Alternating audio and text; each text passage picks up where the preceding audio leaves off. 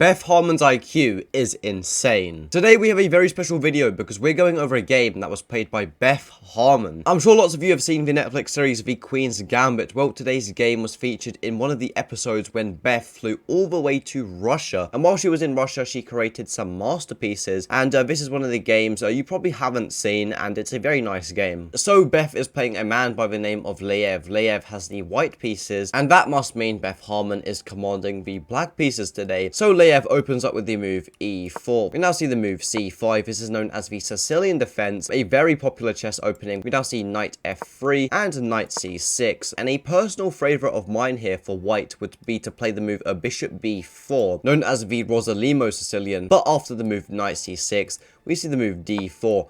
cd4, knight d4, and the move e6. This is known as the Taimanov variation, a variation that is played quite a lot by the man himself, Magnus Carlsen. White continues with his development here and plays a knight c3. There's a saying in chess, knights before bishops, and now Beth plays the move d6. The idea is that black wants to develop his knight, but if he develops his knight without playing the move d6, then white can take, and then push with the move e5. So basically the idea is to stop these e5 pushes. So with this move d6, now comes the move bishop e3. So white just developing their pieces nicely, and now knight f6 by Beth, getting the pieces into the game, maybe ready to castle the king, and f3 is played, stopping this knight from coming to g4. If this knight were to come to g4 and f3 was not played, it can be quite annoying for white, as they may have to move this bishop again, and this bishop on e3 is nicely placed here. And after the move f3, we see a bishop e7, and here you would probably expect white to play a move maybe like bishop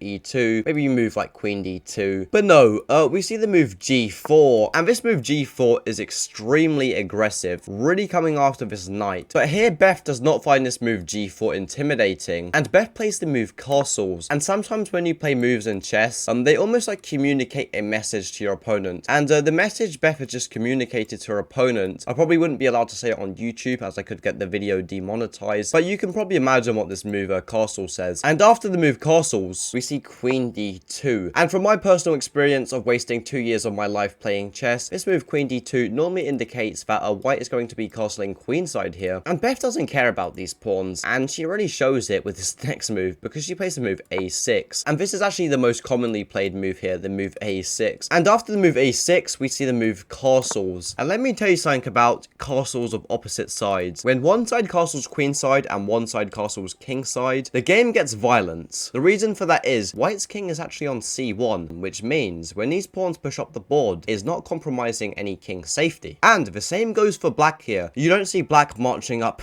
all these pawns up the board, but we're going to see these pawns march up this side of the board because the king's not here. And here after the move castles, Beth needs to make a decision, and she decides to play the move knight d4. We now see bishop d4 and now b5, and this is really game on. So only now playing b5 now that the knights are exchanged, as it wouldn't be hanging. And after this move b5, there is two main moves that white normally plays here, either g5 or king b1, and we see king b1 here, just getting this king to safety. As I like to say, king safety is the #1 principle of chess. Beth needs to finish her development off here, so she plays the move bishop b7, also aligning this bishop along this nice a8 to h1 diagonal. And after the move bishop b7, white continues their reign of the pawn storm and plays the move h4. Here Beth goes rook c8, getting this rook into nice action, attacking this Gallantryek knight. I'm not sure Gallantryek's.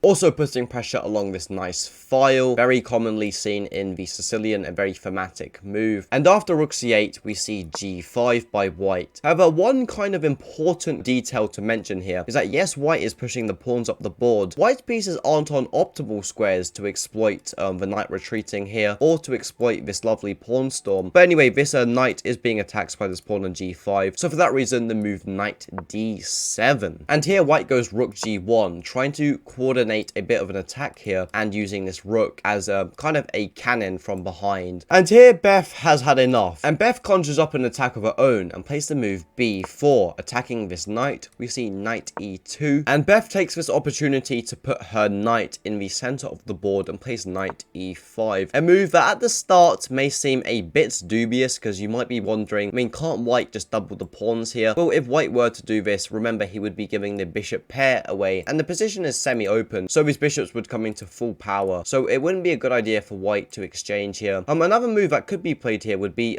queen b4, but after queen c7, threatening this pawn on c2 and threatening this pawn on f3, notice how this pawn is attacked, white would still be doing quite bad. So we don't see any of these here. Instead, we see the move rook g3, as if it is a threat here of taking this pawn on f3. And now in chess, normally when you can't attack a piece, the second thing you like to look for is, can you attack a square? Because there is a weak square on the board, and Beth finds it instantly, and she plays the move knight c4. A very nice move, because it does kind of almost sacrifice a pawn. We see the move not queen b4, but the move queen c1, as taking this pawn would be too risky. And now the move e5, so Beth keeping up the initiative here, attacking this bishop. Bishop f2, the most logical square. And here we see the move a5 by Beth, so Beth's pawn storm is brewing here. And also a very nice thing about this knight being on c4 is that in the event of a move like b3, then this knight can hop to a3, and there's weaknesses on these dark squares. And here, after the move a5, we see the move